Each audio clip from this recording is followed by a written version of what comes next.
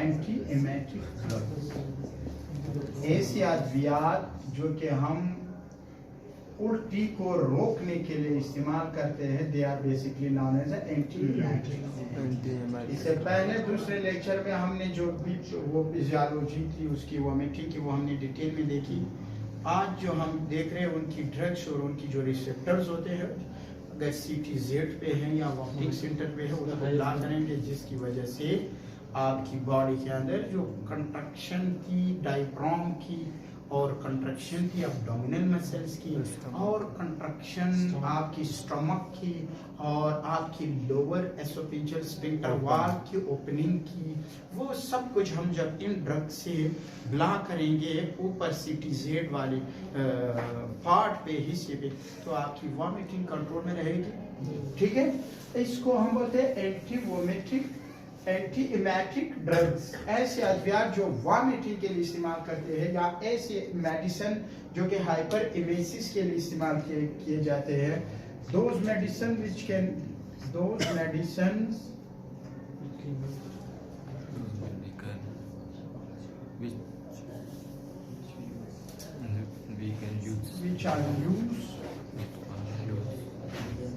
which are used to treat hyperemesis आपकी vomiting की मिकदार अगर बढ़ जाए, hyper means increase, emesis mean vomiting is basically a forceful involuntary forcible expulsion of upper GI content through a mouth. ठीक है, इसको हम बोलते हैं वॉमिटिंग। तो हाइपर एमेसिस को कंट्रोल करने के लिए, वॉमिटिंग को कंट्रोल करने के लिए हम जो ड्रग इस्तेमाल करते हैं उसको बेसिकली हम बोलते हैं anti emetic drugs. Anti emetic drugs में हमारे साथ, अगर आपको याद है आपकी जो थोड़ा सा मैं वो रिकॉल कर दूं, दिस इज योर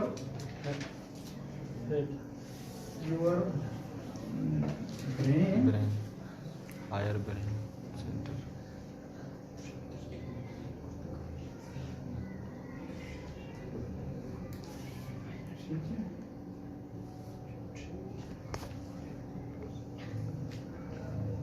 आपको याद है ट्रेड स्ट्रीम में जो मैंने आपको लिखवाया था, CTZ and vomiting centre BC। ठीक है,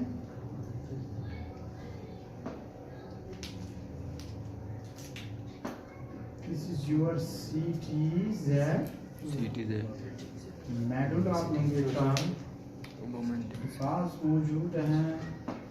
this is your vomiting centre.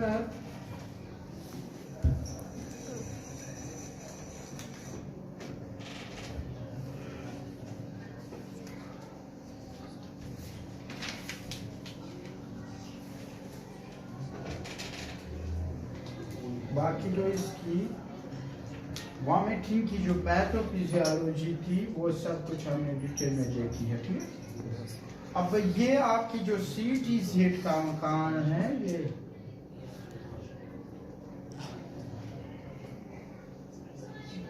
थोड़ा सा यू ड्रा कर दूं, हाँ CTZ केमोरिसेप्टर ट्राइगर जोन। इसके ऊपर जो आपके रिसेप्टर OPI, वो मैं जरा ड्रा कर दूं। This is number first receptor OPI receptor.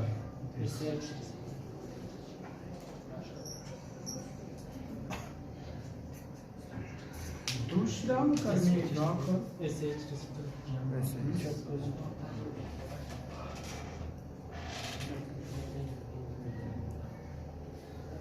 H1 receptor, D2 receptor.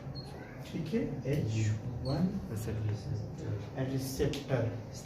और दूसरा है हमारे साथ यहाँ पे मस्करेनिक M3 रिसेप्टर जो था, M3 रिसेप्टर। ठीक है, जिसको हम मस्करेनिक रिसेप्टर बोलते थे या एसिटाइलकोलिन इसके साथ बाइंड कर जाता था। ठीक है, और फोर्थ है हमारे साथ D2 receptor. D2 रिसेप्टर, जो कि डोपामिन रिसेप्टर मौजूद था। D2 रिसेप्टर, और थर्ड था हमारे साथ 5, वो आपकी जो 5-HT3 गुड 5, जिसको हम सेरोटोनिन रिसेप्टर भी बोलते हैं। हाँ, Serotonin receptor. 5-HT3 receptor. This NK1 neurokinin receptor. And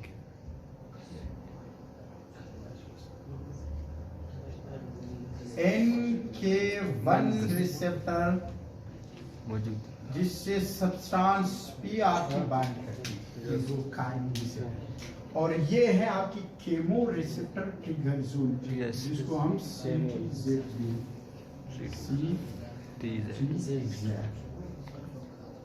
इसको जब बॉडी से सिग्नल मिलती थी, या आपकी बॉडी के अंदर जो आपकी हार्मोन्स थे वो जब रिलीज होते थे, और तो वो अगर हिस्टामिन रिसेप्टर हिस्टामिन था, चाहे वो डोपामिन थे, चाहे वो सेरोटोनिन थे, चाहे आपकी सब्सटेंस पी है, चाहे आपकी ओपियाइड ड्रग्स की वजह से, एनेस्थेटिक ड्रग्स के साथ जो ओपियाइड्स लगाए जाते हैं उनकी वजह से, चाहे आपकी दूसरा है मस्कुरेनिक के रिसेप्टर जो आपकी एसिटाइलकोलिन है, उसकी रिलीज होने की वजह से जब CTZ एक्टिव होता था तो ये मैसेज देता था इस वाले आपकी वॉमिटिंग सेंटर को। और एक और बात बता दूं, यहाँ पे जो आपकी हायर ब्रेन थी ना, Yes. Higher brain Brain centre जो था, हायर ब्रेन सेंटर भी ये डायरेक्ट भी इस आपकी वॉमिटिंग सेंटर को मैसेज देता था। ठीक है, अब ये आपका दूसरा जो पोर्शन था, दिस वन, ये आपका वॉमिटिंग सेंटर है। वॉमिटिंग सेंटर है, इसके ऊपर आपको याद है जो कि 5-HT3 सेरोटोनिन रिसेप्टर था। हाँ, और इसके ऊपर आपकी जो है एक था आपकी आपकी एक 5-HT3 था, दूसरा M3 रिसेप्टर भी मौजूद है। कौन सा रिसेप्टर? M3 रिसेप्टर भी मौजूद है। ठीक है, तो इट मींस कि ये जो आपकी VC है, वॉमिटिंग सेंटर है, पहले स्टिमुला या सिग्नल मिलती है CTZ को, CTZ पे फर्दर मैसेज देती है VC के वॉमिटिंग सेंटर को। अब ये ऐसी भी है, कुछ ऐसी स्टिमुलाई भी है, ऐसी सिग्नल भी आते हैं जो डायरेक्ट VC को एक्टिवेट करते हैं। और VC आपको याद है जब एक्टिव होता था तो आपकी बॉडी के अंदर reflex will start. Number first तो ये था कि डायफ्राम कंट्रैक्शन करती थी, दूसरा एब्डोमिनल मसल्स की कंट्रैक्शन करती थी, तीसरा की स्टमक की कंट्रैक्शन, जो मसल्स एक स्टमक की कंट्रैक्शन करती थी, चौथा ये था कि आपकी बॉडी के अंदर जो लोअर एसोफेजियल स्फिंक्टर वाल्व थे वो ओपन होता था। जब वो ओपन होता था और इधर बॉडी की आपकी जो स्टमक है, डायफ्राम है और आपकी एब्डोमिनल मसल है, जब वो कंट्रैक्ट करती थी तो GIT में जितने भी कंटेंट्स थे वो बाहर एक्सपेल आउट होती थी। ठीक है, मैदे में जो भी ग़िज़ा होती थी वो डायरेक्टली एक्सपेल आउट होती। जब वोमिटिंग सेंटर अपनी केमिकल से अपनी सिग्नल आपकी डायफ्राम आपकी और दूसरा स्टमक और आपकी, और ये भी बता दूं कि आपकी बॉडी के अंदर जब VC एक्टिव होता था तो उस दौरान कुछ सिलेवरी ग्लैंड को भी मैसेज मिलती थी कि सिलेवा प्रोडक्शन इंक्रीज कर दे। किस चीज की? सिलेवेशन को इंक्रीज कर दे, जिससे आपकी वॉमिटिंग के साथ ये होती है। ठीक है। अब हमारे साथ जो सबसे पहले वाला ड्रग्स है, हम अगर इस H1 रिसेप्टर को अगर ब्लॉक करेंगे, H1 means histamine receptor blocker, it means anti histamine या histamine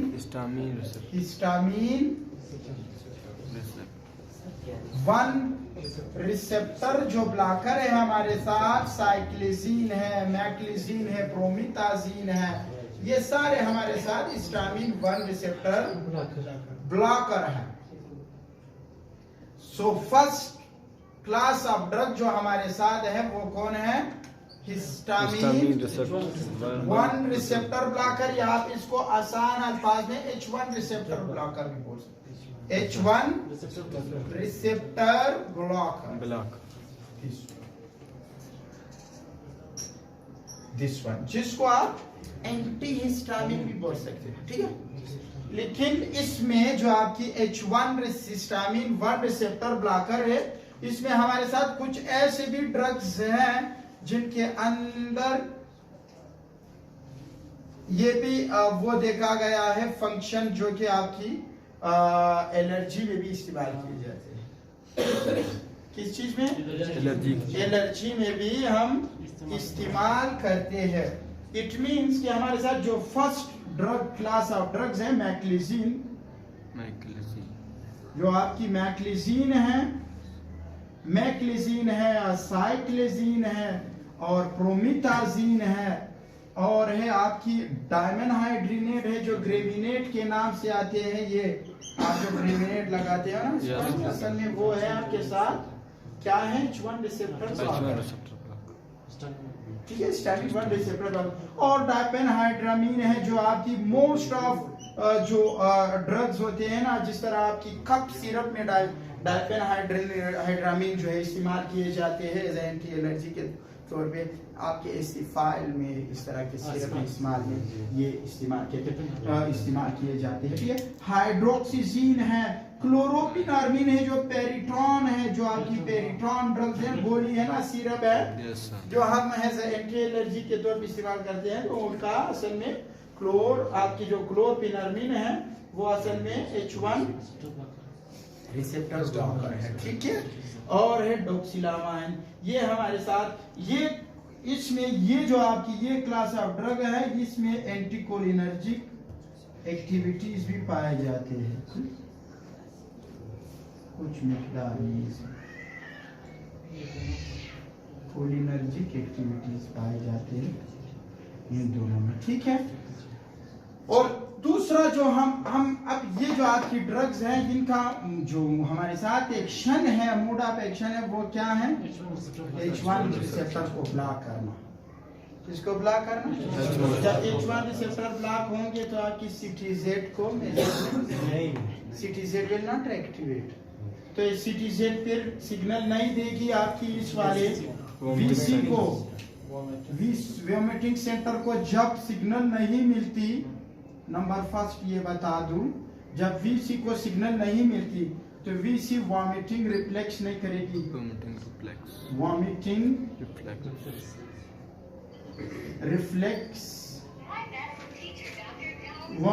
reflex will be decrease.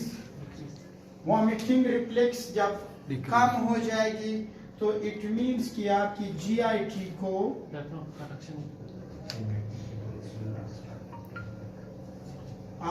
GIT की दिस इज योर स्टमक। यहाँ पे आपको याद है जो डायग्राम बताया था मैंने?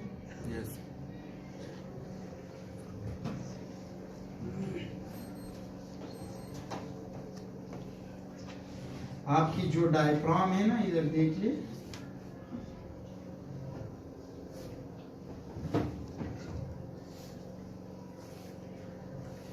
डायफ्राम को मैसेज नहीं मिलेगी, तो डायफ्राम को जब मैसेज नहीं मिलेगी तो यहाँ से आपकी डायफ्राम की कंट्रैक्शन क्या हो जाएगी, कम हो जाएगी, डिक्रीज हो जाएगी या खत्म हो जाएगी कंट्रैक्शन। जब डायफ्राम की कंट्रैक्शन कम हो जाती है, हमने इनहिबिट की उसके ऊपर से, उस पाथवे को हमने इनहिबिट की। दूसरी बात, आपकी जो स्टमक की जो मसल्स है ना, स्टमक की मसल्स को कंट्रैक्शन डिक्रीज हो जाएगी, स्टमक की मसल्स कंट्रैक्ट नहीं करेंगे। क्या नहीं करेंगे? कंट्रैक्ट नहीं करेंगे या हम स्टॉप कर रहे हैं। दूसरी बात, अगर आपको याद है, आपकी जो एब्डोमेन है, एब्डोमिनल मसल्स की कंट्रैक्शन हम इनहिबिट की तो कम हो गया, हमने एब्डोमिनल मसल की कम की। ठीक है। तीसरी बात, चौथी बात ये है हमारे साथ, जो यहाँ पे लोअर एसोफेजियल स्फिंक्टर वाल्व है वो नहीं खुलेगा। ठीक है। स्टिमुलाई सिग्नल हमने बंद की यहाँ से ऊपर से, तो वो इसको एक्टिव नहीं करेगा, वो वोमिटिंग रिफ्लेक्स नहीं देगा। वोमिटिंग रिफ्लेक्स आपकी जो ये स्फिंक्टर वाल्व है, लोअर एसोफेजियल स्फिंक्टर वाल्व है, ये ओपन नहीं होगा और आप बंद रहेगा, जिससे आपकी जीआईटी की कंटेंट क्या रहेगी, जीआईटी में रहेंगे। तो क्या कंट्रोल हो जाएगा या नहीं आपकी वॉमिटिंग? कंट्रोल। ये तरीके से हम आप वॉमिटिंग को कंट्रोल करते हैं। ठीक है, नंबर फर्स्ट। दूसरा हमारे साथ जो दूसरा क्लास ऑफ ड्रग्स है, काफी इंपॉर्टेंट ड्रग्स है, उनको हम बोलते हैं 5-HT3 receptor blocker. 5-HT3 receptor blocker या एंटागोनिस्ट।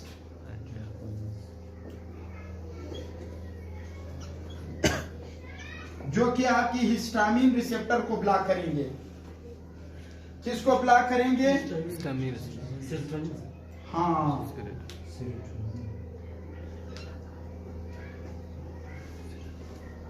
इसमें हमारे साथ ओंडानसिट्रॉन है, ओंडानसिट्रॉन और ग्रेनिसिट्रॉन है, रेमोसिट्रॉन है, डोलासिट्रॉन है और आपके ट्रोपिसिट्रॉन है। ये ड्रग्स हम इस्तेमाल करते हैं किस लिए? 5-HT3 receptor serotonin blocker. आपको अगर याद है, जब भी फूड पॉइजनिंग के दौरान हमारी जो जीआईटी से, ये देख रहे हैं, हाँ, जो कि आपकी जीआईटी से फूड पॉइजनिंग की केस में या कोई ऐसा ड्रग की वजह से जब इरिटेंट होती थी, ड्रग इरिटेंट आपकी, दूसरा आपको याद है केमोथेराप्यूटिक एजेंट की वजह से आपकी जो यहाँ के जो सेल्स थे, एंटीरोक्रोमाफिन जीआईटी सेल्स जो थे वो रिलीज करता था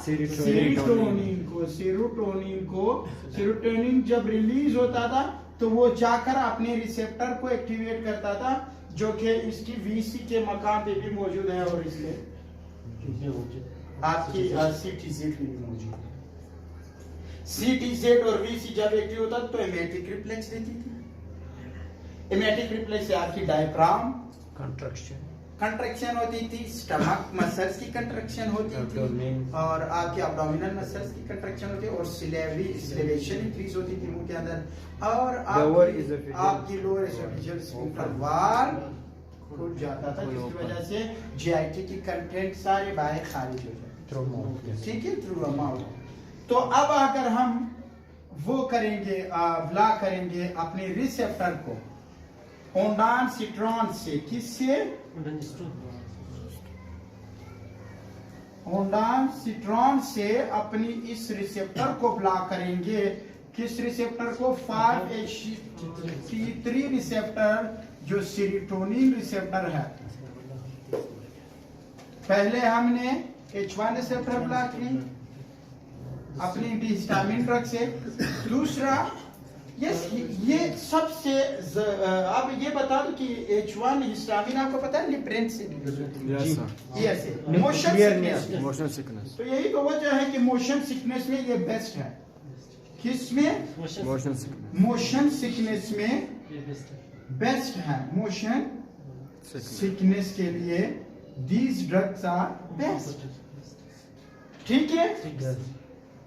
और ये आपकी मैक्लिजीन पायरिडोक्सिन, एक ये भी बता दूं, इसके अंदर मैक्लिजीन के अंदर पायरिडोक्सिन भी मौजूद होती है, विटामिन B6 जो नेविडोक्सिन ब्रांड नेम है, नेविडोक्सिन इसका ब्रांड नेम है, जो प्रेगनेंसी में सेफेस्ट ड्रग्स करार दिया गया है इसको। प्रेगनेंसी के दौरान जब वोमिटिंग होती है नेविडोक्सिन टेबलेट बेस्ट है। और दूसरी बात, आपने इस्तेमाल किया होगा पेनरगान जो इस्तेमाल किए जाते हैं प्रोमेथाजिन बच्चों में, हालांकि ये जो है 2 साल से कम उम्र बच्चों को इस्तेमाल नहीं करवाना चाहिए, लेकिन यूज हो रहा है माशरे में। ये पेनरगान भी असल में आपकी हिस्टामिन 1 रिसेप्टर है, इसको आप एज एंटी एलर्जी के तौर पे भी इस्तेमाल कर सकते हैं और वॉमिटिंग नाउजिया को भी कंट्रोल करने के लिए। ठीक है, आप आ जाए अपनी उसके पास अपनी 5H3 ठीक है। 5H3 रिसेप्टर हमारे साथ इसमें जो ड्रग्स आते हैं ओंडानसिट्रॉन है, ग्रेनिसिट्रॉन है और रेमोसिट्रॉन है, आपकी डोलासिट्रॉन है, प्रोपिसिट्रॉन है। इन ड्रग का जो मोड ऑफ एक्शन है वो अपने ही 5H3 रिसेप्टर पे है। जब ये वहां से ये रिसेप्टर ब्लॉक करेंगे तो मैसेज यहाँ से सिटीजेड को नहीं मिलेगी, सिग्नल नहीं मिलेगा, हाँ सिटीजेड मैसेज नहीं देगा अपनी इस रिसेप्टर को, VC को। ठीक है, ये ड्रग्स यहाँ से भी इसको ब्लॉक कर सकता है। ठीक है, VC को भी ब्लॉक करेगा। और दूसरी बात ये है वॉमिटिंग रिफ्लेक्स नहीं होगी। वॉमिटिंग रिफ्लेक्स आपकी GIT की कंट्रैक्शन नहीं होगी, स्टमक डायफ्राम की कंट्रैक्शन नहीं होगी और वॉमिटिंग विल बी कंट्रोल।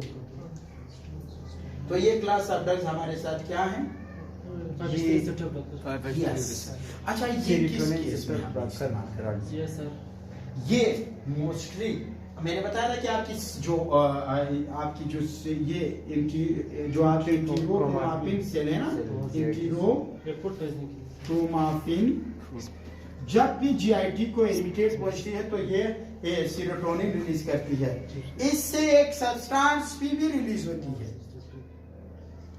ठीक है, जब भी GIT इरिटेंट हो जाती है ना, अंदरूनी साइज की जो सेल है, ये इंटीरोक्रोमाफिन गेट सेल जो है ये रिलीज करता है क्या? सीरोटोनिन। अब इस केस में अगर कोई फूड खाए, उस फूड की वजह से वॉमिटिंग और नाउजिया शुरू हो जाए, तो बेस्ट ड्रग्स को कौन सा, किस ड्रग्स को आप कंसीडर करोगे बेस्ट ड्रग फूड पॉइजनिंग में, केमोथेराप्यूटिक एजेंट्स में? दिस ये जो आपकी ड्रग्स है ना, टेरोक्रोमाफिन सेल्स, ये इसमें हम इस्तेमाल करते हैं। ठीक है, फूड पॉइजनिंग केस में, किसमें? या ये इरिटेशन ऑफ स्टमक या इरिटेशन ऑफ स्टमक में ड्रग्स की वजह से। ठीक है, या toxic effect of the drugs की वजह से, जो आपकी टॉक्सिक इफेक्ट की वजह से जो आपकी बॉडी के अंदर किसी ड्रग्स की वजह से मेरे में हुई है, तो उसमें हम ओंडानसिट्रॉन इस्तेमाल किए जाते हैं। ठीक है, लेनिसिट्रॉन होगा। अब आ जाए, ये second class of the drugs है हमारे साथ। दूसरा हमारे साथ ड्रग जो है वो हम इस्तेमाल करते हैं, वो है हमारे साथ neurokinin receptor blocker, neurokinin 1 receptor blocker,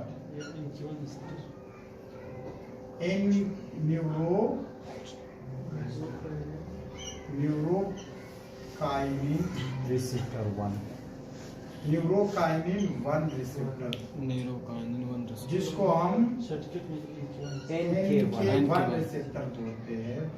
NK1 receptor antagonist, क्या? NK1 receptor antagonist, NK1 receptor antagonist. Yes sir, substance भी आपकी कब रिलीज होते हैं? आपको पता है जब सेंसरी न्यूरॉन्स, जब सेंसरी नर्व्स आपकी ज्यादा नॉक्शियस स्टिमुलाई जब मिलती है ये बॉडी को, तो उस दौरान सेंसरी न्यूरॉन सब्सटेंस भी रिलीज करती है। इट मींस कि पेन के दौरान, कब?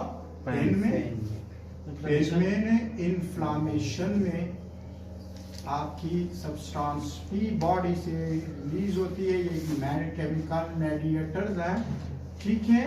तो जब ये रिलीज होती है इट मींस कि आपकी बॉडी के अंदर अगर किडनी स्टोन हो उसकी वजह जो वोमिटिंग होती है, और आपकी कोलिलिसिस, एपेंडिसाइटिस, इस तरह की कंडीशन में, तो इट मींस कि इन्फ्लामेशन है बॉडी में, जिससे आपकी नर्व्स जो है आपकी सेंसरी न्यूरॉन्स, और दूसरा आपकी इंटीरोक्रोमाटिन भी रिलीज करते हैं। इसके लिए हमारे साथ जो ड्रग इस्तेमाल होते हैं, प्रीपिटेंट है, मेरोपिटेंट है, फोसापिटेंट है, प्रेपिटेंट है, एप्रीपिटेंट है, दिस ड्रग्स है एप्रीपिटेंट, मेरोपिटेंट है, और आपका जो दूसरा ड्रग्स है वो सॉप्रेपिटेंट है, और एक और अट्रोपिन भी एंटागोनिस्ट है। अट्रोपिन भी एंटागोनिस्ट है न्यूरोकाइनिन 1 रिसेप्टर की, ये भी एंटागोनिस्ट है, एंटागोनिस्ट है सब्सटेंस पी रिसेप्टर की, ये भी ब्लॉक करती है सब्सटेंस पी रिसेप्टर, एट्रोपिन, ठीक है। ये भी, तो इट मींस कि इसकी भी अच्छा इफेक्ट है किसके लिए? वॉमिटिंग के लिए, तो हम इसको भी वॉमिटिंग के लिए इस्तेमाल करते हैं, ठीक है। एट्रोपिन की जो आपकी न्यूरोकाइनिन या NK1 रिसेप्टर को ब्लॉक करते हैं, और एट्रोपिन, हाँ, दिस इज अब। और है हमारे साथ मस्करेनिक रिसेप्टर या मस्करेनिक एंटागोनिस्ट, एसिटाइल कोलिन की जो रिसेप्टर है M3 रिसेप्टर को ब्लॉक करेंगे। जब इसको ब्लॉक करेंगे, हमने न्यूरोकाइनिन रिसेप्टर को भी ब्लॉक कर दी, कहा गया ये दिस, इसको भी हमने इनहिबिट की, इस रिसेप्टर को ऊपर से हमने ब्लॉक। वही तरीके से मैसेज नहीं आएगी, सिग्नल नहीं आएगी, तो आपकी वॉमिटिंग सेंटर से वॉमिटिंग रिफ्लेक्स में मिलेगी। अब है आपके साथ M3 रिसेप्टर को हम ब्लॉक करेंगे। न्यू आपकी जो मस्करेनिक रिसेप्टर है ना, इसको एसिटाइल कोलिन रिसेप्टर को जब ब्लॉक करेंगे मस्करेनिक रिसेप्टर, उसमें हमारे साथ जो ड्रग आते हैं ना वो हायोसिन है, स्कोपोलामीन है, हायोसिन, स्कोपोलामीन है, या जो भी प्रोनाउंसिएशन है, हायोसिन, दिस ड्रग्स। ये मस्करेनिक नंबर 4 दे हमारे साथ, मस्करेनिक रिसेप्टर एंटागोनिस्ट या आप ब्लॉक, ठीक है, रिसेप्टर ब्लॉक कराते, ठीक है। ये हमारे साथ क्लास ऑफ ड्रग क्या है? हायोसिन है, देखा ये है कि इसकी भी इफेक्ट, ये जो आपकी स्कोपोलामीन हो रहा है इसमें, इनकी भी थोड़ा सा ज्यादा इफेक्ट आपकी उस रिसेप्टर पे भी है, सब्सटेंस पे। और है dopamine receptor blocker, dopamine receptor blocker. Dopamine receptor blocker में हमारे साथ पेनोथायाजीन है, इधर से हम डोपामिन को ब्लॉक करेंगे, पेनोथायाजीन से, पेनोथायाजीन जो कई इस्तेमाल किए जाते हैं। सर ये है डोपामिन रिसेप्टर, ठीक है। इस रिसेप्टर को जब ब्लॉक करेंगे तो डोपामिन आपकी ब्लॉक हो जाएगी, इसके साथ बाइंड नहीं कर जाएगी। उसमें हमारे साथ पेनोथायाजीन है ड्रग्स, क्लोरोप्रोमाइजिन है, क्लोरोपेरामाइजिन है, या प्रोक्लोरपेराजीन है, और हेलोप्रिडोल मेट्रोक्लोप्रोमाइड आपकी डोमपेरिडोन जो इस्तेमाल होते हैं, ठीक है, ज्यादातर ड्रोपेरिडोल जो ड्रग इस्तेमाल किए जाते हैं ये सारे हमारे साथ, और रिस्पेरिडोल जो इस्तेमाल किए जाते हैं ये सारे हमारे साथ क्या है, डोपामिन 2 रिसेप्टर ब्लॉकर है या डोपामिन रिसेप्टर ब्लॉकर है, ठीक है, जो हमारे साथ वो डोमपेरिडोन है, मेट्रोक्लोप्रोमाइड है, आपकी जो रिस्पेरिडोन है, ये सारे प्रोपेनोथायाजीन है, ये हमारे साथ ब्लॉक करेंगे किसको, डायरेक्ट डोपामिन डोपामिन रिसेप्टर को जब ब्लॉक करेंगे तो हमारे साथ सीटीजेड को नॉट विल एक्टिवेट, सिग्नल नहीं आएगी और ये this will not active the wanting system. Yes sir, मशवरा ही आता है। गुड। दूसरा हमारे साथ लॉस्ट है ओपियोइड रिसेप्टर, ये हाँ जो आपकी ओपियोइड रिसेप्टर है, जो ज्यादातर नार्कोटिक एनाल्जेसिक के इस्तेमाल से ओपियोइड रिसेप्टर एक्टिव होते हैं, आपकी एनेस्थेटिक ड्रग से और आपकी जो मॉर्फिन जो लगाए जाते हैं, ठीक है, उसमें हमारे साथ जो ड्रग्स हैं वो है नेलेक्सोन है, आपकी नेल्ट्रेक्सोन है, ये हमारे साथ ओपियोइड रिसेप्टर ब्लॉकर है और एंटागोनिस्ट है 6-1। अच्छा, आवर डोज ऑफ ओपियोइड ऐसा एंटीडोट इन ड्रग को इस्तेमाल करते हैं। आवर डोज में जब आवर डोज हो जाती है किस चीज की, ओपियोइड आपकी जो ड्रग्स है, ओपियोइड ड्रग्स जब उनकी आवर डोज की जब हो जाती है तो ऐसा एंटीडोट के तौर पर नेलेक्सोन और नेल्ट्रेक्सोन इस्तेमाल किए जाते हैं, एंटीडोट, ठीक है। इसकी जो इफेक्ट है, असरात है, टॉक्सिसिटी है, उसको कम करने के लिए हम एज एंटीडोट इसको इस्तेमाल करते हैं, नेलेक्सोन है और नेल्ट्रेक्सोन है, ये इस्तेमाल किए जाते हैं, ठीक। अब इस पूरा का पूरा इस तरीके से अगर हम वॉमिटिंग को रोक लेंगे तो इस तरीके से हमारी बॉडी के अंदर इस तरह आपकी नंबर फर्स्ट है जो एक इनकी अगर इनहिबिट करेंगे तो नंबर फर्स्ट क्या होगी हमारे साथ, construction of diaphragm, contraction of abdominal muscles, diaphragm will decrease zero, will decrease or stop। तीसरा नंबर फर्स्ट हमने इन ड्रग्स की इस्तेमाल से। दूसरा हमारे साथ अगर हम स्टॉप करेंगे तो आपके abdominal muscles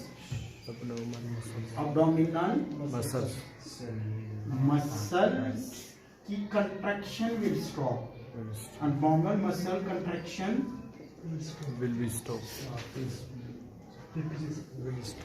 and will be decrease and stop and inhibit और stop करेंगे दिस, ठीक है, stomach, good.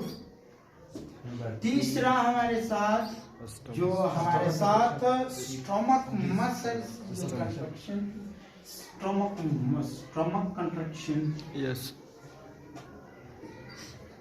contraction will be decrease or stop, or stop। yes, जब स्टॉप करोगे स्टमक कंट्रक्शन को yes sir. तो भी आपकी वॉमिटिंग जो है कंट्रोल में रहेगी। और चौथा आपकी जो lower lower esophageal oesophageal sphincter will not be open, sphincter wall will not will not open। जब वॉल ओपन नहीं होगा तो आपकी जैठी की कंटेंट वापस नहीं निकलेंगे और ये रास्ता आपने बंद कर दी। जो एसोफेगस और स्टमक के बीच में जो वाल्व है इसको जब बंद हो जाएंगे तो food will not be go out, ठीक है।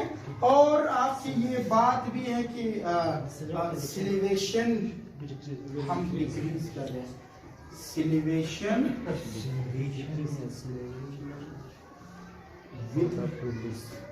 डिक्रीज